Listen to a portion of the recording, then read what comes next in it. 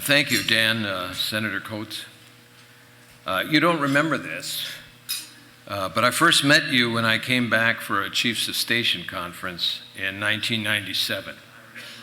You remember? Good. We COSs were hosted by the House Intelligence Committee, chaired by Representative Porter Goss.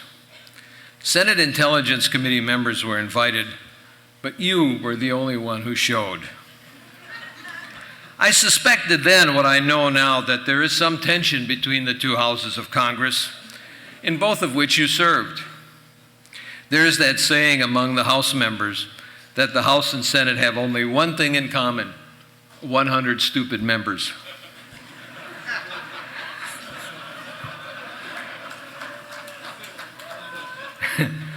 When Congressman George H.W. Bush asked former President Lyndon Johnson whether he should run for the Senate, Johnson answered, "It was the difference between chicken salad and chicken shit."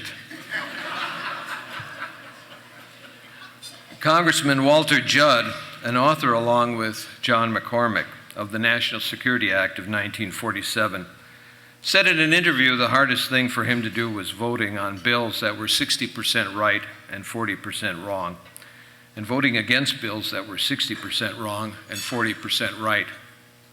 Being a legislature is not so easy. We met again in 2001 when we were introduced by our mutual friend Mike Costi. You were on your way to Berlin as ambassador, and I was on my way as chief of station. You went from the Senate to the Department of State. I wonder how much of a change that was. When FDR was asked by a reporter what the Department of State would do in case of war, he answered, "I hope they remain neutral."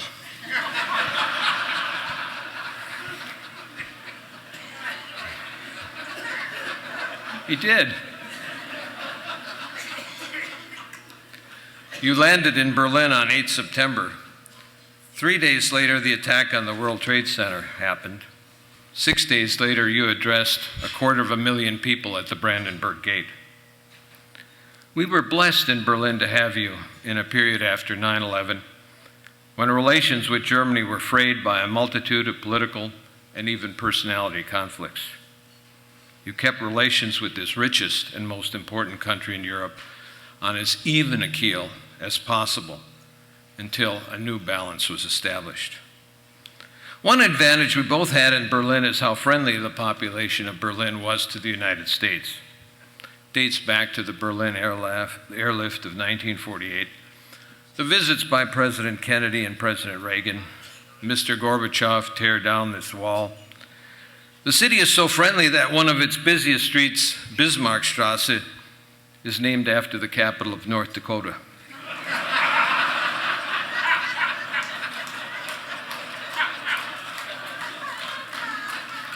Yes, it is. I told you so. Who has done what you have done? You're a U.S. Army veteran. You're a member of the U.S. House of Representatives from Indiana for 8 years. You were a member of the U.S. Senate twice for a total of 16 years. You were ambassador to Germany for 4 years, and now you're a member of President Trump's cabinet as the Director of National Intelligence. While some may talk about public service, you've done it. So let's thank Senator Coates for where he has been, what he has done there, and where he is now.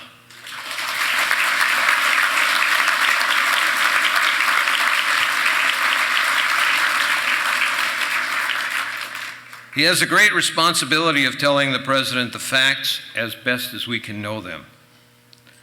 Good intelligence is not about making decisions by policymakers easier, but making them harder. In an interest-driven world, much harder. A word about my present employer, Boston University, and the Frederick Party, not Party, School of Global Studies. Boston University has a tradition of support to national security and national security studies, has the biggest ROTC program in New England with all 4 services represented. The predecessor of the Party School was the Department of International Relations, initiated by Boston University President John Silver some 35 years ago, and led by Ambassador Herman Iles. The purpose was to get away from the theoretical and move toward the pragmatic and international relations education. Ambassador Isles had had very positive experiences with CIA. In the early 1970s, he was warned by the agency about an assassination plot against him by Libyan leader Gaddafi's goons when he was ambassador to Egypt. Shortly after taking over, Isles immediately hired for the faculty a retired CIA officer, Arthur Hulnick. Ambassador Isles did so because he understood you cannot ever have security studies without intelligence. In spite of the fact that some have still not accepted this fact, intelligence studies have exploded and are absolutely essential and indispensable in security studies. Under the direction of our first dean, Professor Adil Najam, it has been wonderful to be a part of that wave. I would also like to recognize here Mrs. Marcia Coates, who served along with Ambassador Coates in Berlin. With the embassy staff, other official Americans, and especially host country citizens, she was an exemplary representative. We simply do not give enough credit to the spouses in the military, diplomatic corps, and intelligence who represent our country abroad.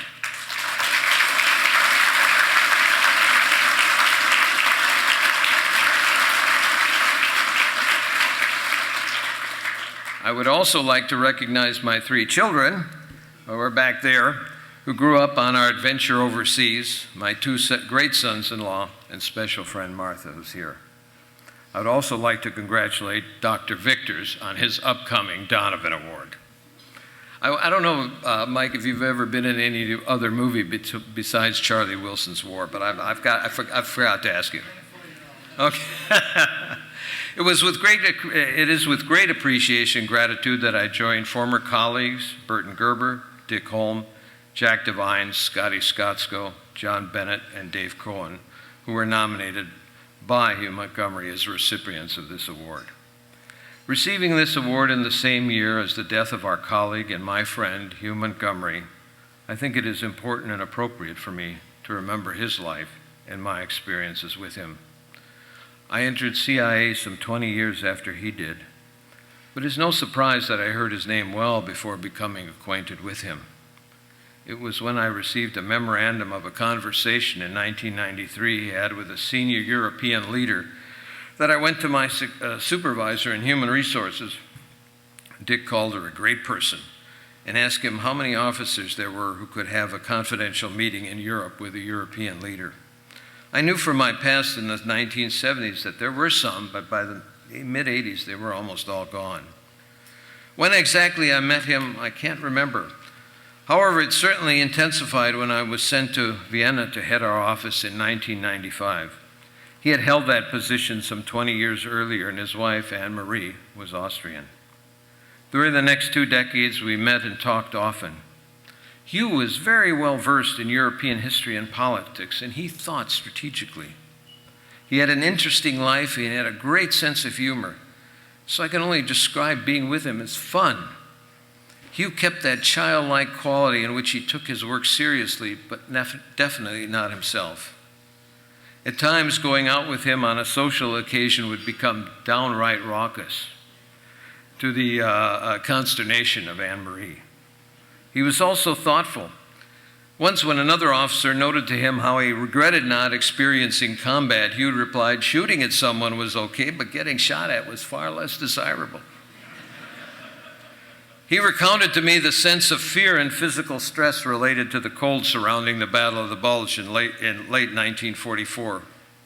There was also fear and stress in meeting with General George Patton, but the reasons were far different from someone just short of his 20th birthday. At a private screening of the film, The Good Shepherd, Arts and Sciences motion picture head Jack Valenti praised it as a great film, to which Hugh responded, "It was awful." And Hugh was right, it was terrible. It wasn't just the inaccuracy of the film that bothered Hugh, it was also the moroseness of the characters. Moroseness was not a Montgomery characteristic, nor for that matter was it or is it for members of the Directorate of Operations, which we both loved so much. We both bemoaned the cuts in manpower and capabilities during the 90s as we were moving from an ideologically driven world to a more interest-driven one. We were not the only ones downsizing. Just about everyone else, except the Russians and Chinese, were downsizing as well. But ironically, we both felt in an interest-driven world, intelligence was more important than it had ever been. Hugh had a lot of talent. Like another former colleague of mine, Jack McCavitt, he could write very lengthy reports and cables without changing a word. It just flowed from mind to typewriter. Well into his 90s, he penned a long letter commenting on an article I had written. There's one talent he had that deserves comment, and that is facility with foreign languages. I was at an event with Hugh and Anne Marie, along with their very close friend, General Vernon Walters, former DDCI, ambassador to the United Nations, and ambassador to West Germany.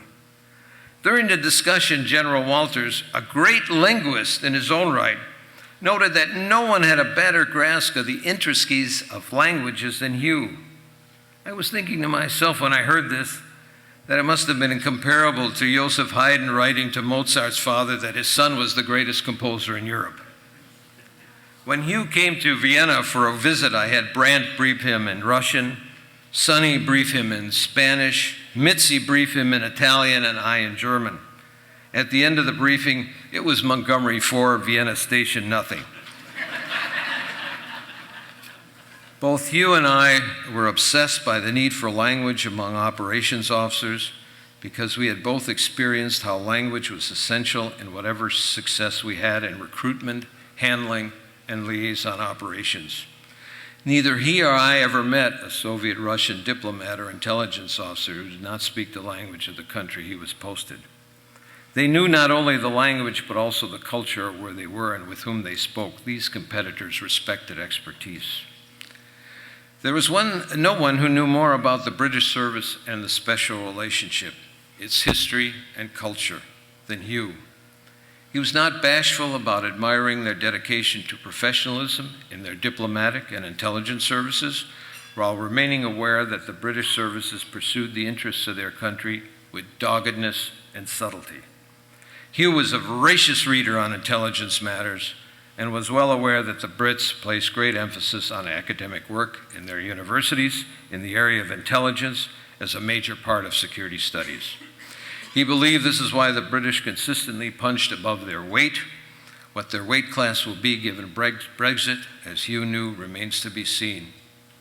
What makes a person want to spend 60-odd years working in CIA? It is really simple. He, like myself, the other recipients of the Montgomery Award, and so many of others, loved intelligence. For our part, we loved not only the energy, but also the humor in the Directorate of Operations. At our last lunch last Christmas, he hoped for a rededication to that culture because the uniqueness of the Directorate of Operations culture is so fragile. It is based on tradition and a continuity of purpose and understanding of risk. We had such good times together. Hugh had a tremendous love for life that he shared with his wife. They kept socializing into their 90s. Now that is something to learn from and all of us to apply.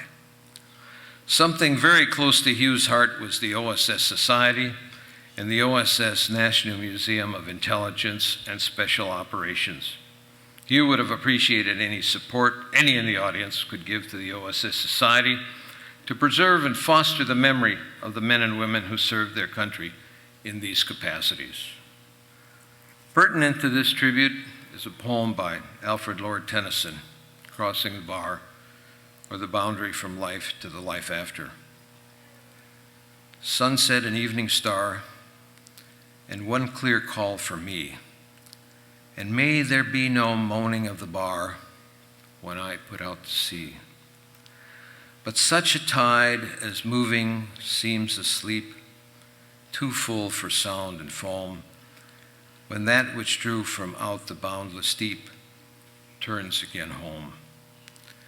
Twilight and evening bell, and after that the dark, and may there be no sadness of farewell when I embark. For though from out our bourne of time and place, the flood may bear me far, I hope to see my pilot face to face when I have crossed the bar.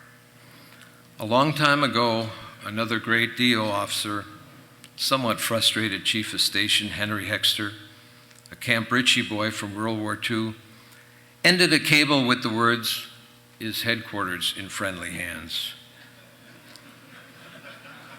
Like so many from our profession going back to OSS, I am assured, like they, and Hugh, is now in those friendly hands. Thank you very much.